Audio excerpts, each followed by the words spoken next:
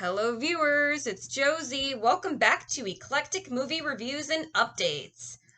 I took a bit of a hiatus from this series. When the epidemic hit, I had to emotionally and energetically recharge.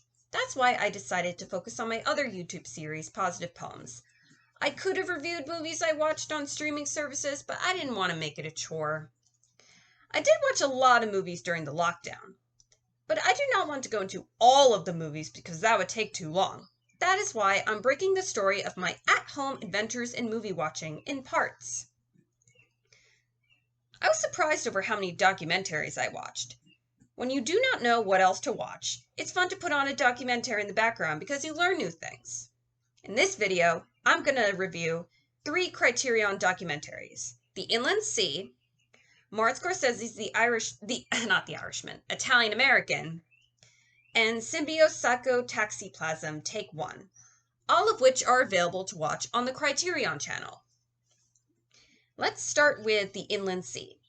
This is a short travel documentary about 40 to 50 minutes long, narrated by Donald Ritchie as he explores the Japanese Inland Sea. Throughout the film, Donald Ritchie reads from his 1971 book of the same title. In a Criterion interview, he revealed that it took him a very long time to write the screenplay because he had to figure out how his adventures would appear on screen. I wanted to make a parallel structure, according to Ritchie.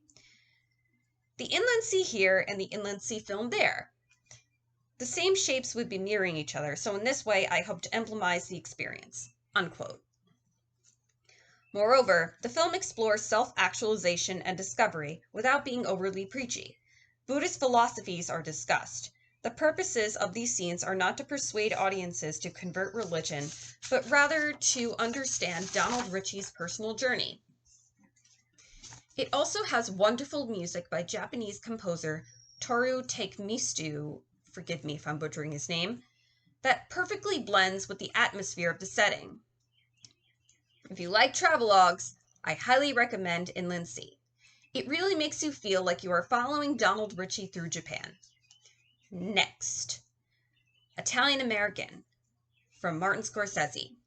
This is one of the films in the Scorsese Shorts collection recently added to the Criterion channel.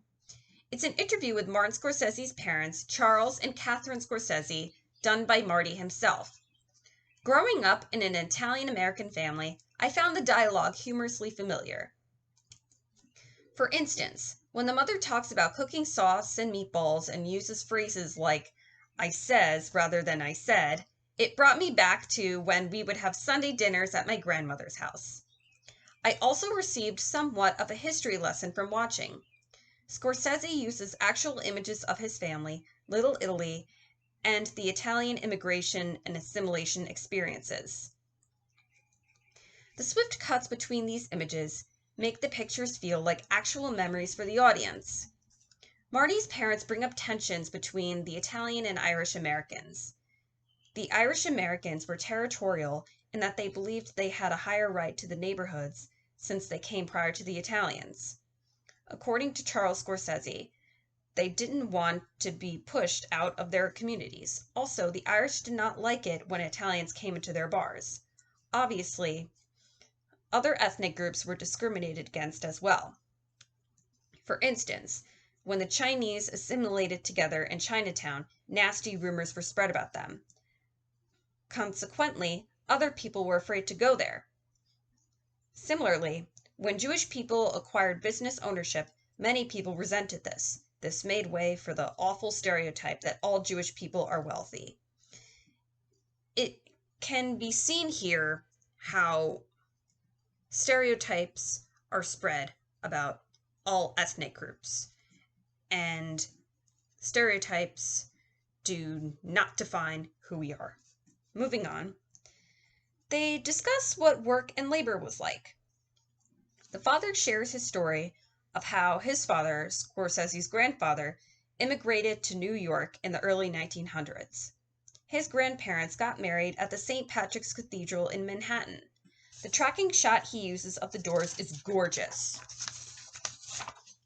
He follows up by talking about how his father helped build ships for World War I. The people would work on ships for about a week at a time, and food would be provided. Next, Scorsese's grandfather got involved with New York Steam, now known as Con Edison. Finally, he left the New York Steam and ran a grocery store. Although people at the New York Steam wanted him back, he wanted to stay with his own business. Sadly, he lost the business at the start of the Second World War. Marty's mother talks about her father's work too. He was a scaffold maker. Because it was difficult to get a job locally, her father used to travel to Springfield, New Jersey every day. I think she said that he would leave on Monday and then come back Friday. This highlights how traveling long distance to work is not new. Contrary to what people might think, women did work. Much of it was domestic, such as cleaning, cooking, and sewing, but they did it for other families as well as their own. There's a great scene where the mother talks about how the women had to learn to wash clothes by hand with the washboard. In order to dry them, they had to heat up the cold stove, put a pot on top, use Clorox, and then burn the clothes. Not all tenements had spaces to do this, so she was lucky to have lived in one that did. Some tenements had them in the backyard, and you would have had to get the key to go outside. Overall, Italian-American is an intimate family portrait of Italian-American family life outside of the gangster stereotype. This documentary short makes the socio-cultural context of other Italian-American films clearer. It can also be used to denounce some of the stereotypes portrayed. In addition, it provides a deep look into Italian-Americans' relationships with other ethnic groups that other films do not delve into. Lastly, Italian-American is not only a socio-cultural study, but also a historical document. Thirdly, and the final film we're going to talk about today, is Symbiopsychotaxiplasm, Take 1, directed by William Greaves. This experimental documentary fiction film hybrid, about the making of a movie. I know it sounds confusing. It's very meta. It starts off with director William Greaves filming a couple named Alice and Freddie, played by Don Fellows and Patricia Reed Gilbert, arguing in Central Park. Afterwards, Greaves asks one crew to film the actors to discuss auditioning and the acting process. Next, he signs another crew to film that particular movie. No matter if you get what's going on in the narrative or not, one thing is for sure. No other movie like Symbiopsychotaxiplasm will ever be made again. It broke the rules of documentary filmmaking, as well as storytelling in general. I like to think of the film as being in 3 layers. The first, and the smallest, is Over the Cliff, the poorly written melodrama that Greaves is directing. The second layer is Greaves' direction itself. The third and most important layer is the involvement of the crew. They are the reason why the movie is so meta. What was so revolutionary was that it was a film by a black filmmaker that was not about race, especially such an experimental one. This is not to say that Symbio does not touch on any political ground at all. In fact, several film critics and scholars over the years have debated over the political messages in the film. In her essay in The Current, Amy Taubin suggests that Symbio is a political allegory for the countercultural movements of the 1960s, such as New Left, civil rights, and anti-war. Without telling the audience of the time period what to think about the rising discourse on gay rights and feminism, these issues are brought up in Freddie and Alice's bickering. Alice blames Freddie's homosexuality for her series of abortions. She calls him a faggot and threatens to cut his balls off. Freddie then says, "I don't know whether to play a bisexual butch fag or faggy fag." The banter on set is followed by a bleep, thus highlighting the homophobia of the 60s and 70s. Taubin then begs the question, is it possible that he was attuned to what at that moment was a largely intricate feminist and gay consciousness that would soon challenge the male heterosexual privilege that every man involved in the film seems to take for granted? I would argue that the film is pretty neutral on these issues for the purpose of the scenes of Alice and Freddie bickering are not to condemn or draw empathy, but rather to create humor around a badly written script.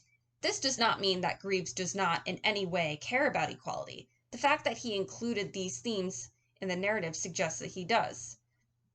After all, the attention the character Greaves has, not necessarily the filmmaker, has with the bad film Over the Cliff is not to make audiences side with a particular person, but rather to depict the reality of human sexuality. How authentically Greaves does it is a completely different question. Most notably, the crew becomes antagonistic and they criticize Greaves for his poor writing and directing style. I believe their side of the story is of more reflection of the countercultural movements than that of Freddie and Alice. Just like how authorities were challenged through socio-political movements in the 60s and 70s, the crew challenges Greaves' film production hierarchy, as well as working on a film of their own.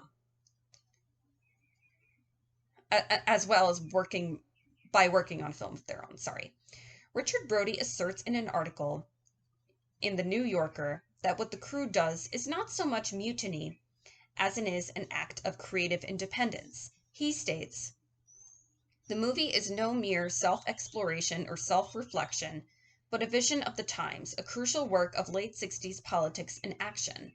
First of all, the collective organization that Greaves generates, through his plans and his personality, his ideas and his instincts, is sort of an artistic utopia. It's a notion of non-authoritarian leadership that is nonetheless oriented by a charismatic leader, a structure that offers rules and makes room for its participants to bend them, in which uncertainty is given, self-questioning is central, and open-mindedness, spontaneity, flexibility, and curiosity are prime values." Moreover, film critics and historians have also debated on whether or not Symbio agrees with the auteur theory. In other words, the notion that the director is the true author of the film with power superior to that of the studio. The question is more relevant now than ever. With the rise of comic-based franchises, sequels, and reboots, a big discussion among film fans is how much interference the studio should have over the director and vice versa. Again, Amy Taubin connects this question with the issue of American society versus the collective commune of activist groups. Maria Sanfilippo argues that in spite of emphasizing a collectivist approach to filmmaking, it is still partial to the auteur theory because the collaboration would not occur without a first-hand vision from the director. In an interview with Steven Soderbergh, William Greaves said that a problem he had with many dramas was that the dialogue was too rigid and coerced. There's a scene worth pointing out where, towards the end, where a drunken artist says, "Real life is not well written," or something like that. The title of the film itself, Symbiopsychotaxiplasm, comes from the Heisenberg principle of uncertainty. This is the idea that true reality cannot be studied because the methods to which it's measured with ultimately changes and distorts it. One possible conclusion that can be drawn here is that film cannot exactly replicate real life because reality is not structured and coherent the way a screenplay is. Interestingly enough, Symbio breaks all kinds of structure. It breaks the fourth wall, beyond the fourth wall. The creative freedom acquired by Greaves' crew is free-flowing and spontaneous. This deviates from the typical essay-like structures used in most documentaries. All in all, Symbio was both of and ahead of its time. It is both an existential manifesto on filmmaking as well as a sociological study. It is the perfect example of a film that starts off with one narrative and shifts into a completely different one. Fact or fiction, Greaves had the bravery to experiment with free-flowing stream of consciousness, and many films throughout history have lacked this bravery. That's the aspect of Symbio which makes it one of the most realistic films I've seen. The more the narrative departs from the attempted, quote, realistic short film Greaves directs in the beginning, the more realistic the film gets. And that will do it for my three documentary reviews. If you like this video, then click the like button and subscribe, and you'll be notified uh, for more movie reviews and analysis and positive poems. You can follow me on Instagram at Eclectic Movie Updates. You can also follow me on Letterboxd. My name on that is Eclectic Movies. And of course I have another YouTube series called Positive Poems. The Instagram page for that is at Positive Poems. Well, it was great. It was great talking about movies again with you. Goodbye for now.